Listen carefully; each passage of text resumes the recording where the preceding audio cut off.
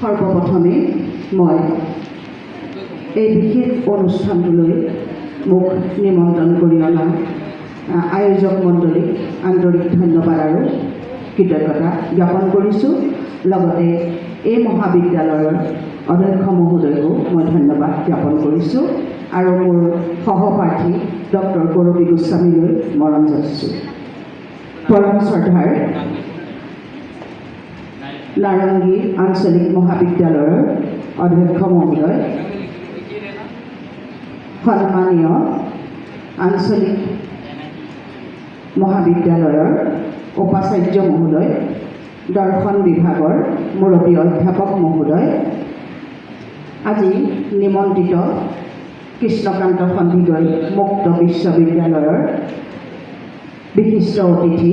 doctor Indrani ডেকা বাইদেউ, এই মহাবিদ্যালয়ৰ শিক্ষক কৰ্মচাৰীবৃন্দ আৰু মোৰ অতিকে মৰমৰ ছাত্ৰ ছাত্ৰীসকল,